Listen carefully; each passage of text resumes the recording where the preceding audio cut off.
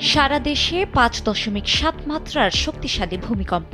উৎপত্তিস্থল নরসিংদীর মাধবদী হলেও প্রভাব পড়েছে পুরো দেশে। এতে দেশ জুড়ে জন্ম হয়েছে আতঙ্কের। এখানেই শেষ নয়, ৯ মাত্রার ভূমিকম্পে বড় বিপর্যয় হতে পারে বলে আশঙ্কা করছেন বিশেষজ্ঞরা। দক্ষিণ পূর্ব এশিয়ার বদ্বীপ বাংলাদেশে দীর্ঘদিন ধরেই একটি বিশাল ভূমিকম্পের আশঙ্কা করা হচ্ছিল। এই ভয়াবহ ভূমিকম্পে সবচেয়ে বেশি ঝুঁকিতে রয়েছে রাজধানী ঢাকা। কিন্তু এই প্রাকৃতিক দুর্যোগ মোকাবেলা কিংবা পরবর্তী ব্যবস্থাপনায় দেশের সক্ষমতা সীমিত। বিশেষজ্ঞদের ধারণা ৯ মাত্রার ভূমিকম্পও হতে পারে। এতে বিরাট ঝুঁকিতে বাংলাদেশ।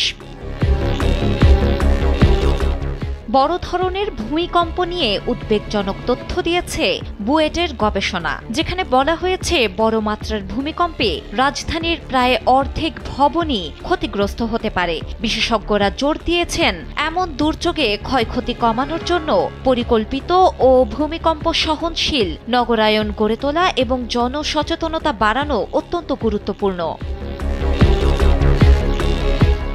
বাংলাদেশ ও তার আশেপাশের এলাকায় প্রায়ই ছোট থেকে মাঝারি মাত্রার ভূমিকম্প হয়ে থাকে। দেশের ভূতাত্ত্বিক গঠন এই ঝুঁকিকে আরও বাড়িয়ে দিয়েছে। ভূমিকম্পবিদ অধ্যাপক সৈয়দ হুমায়ুন আখতারের মতে, শুক্রবার সকালের ভূমিকম্পটিতে যে তীব্র ঝাঁকুনি অনুভূত হয়েছে তা বাংলাদেশের প্রেক্ষাপটে এ যাবৎকালের মধ্যে সর্বোচ্চ।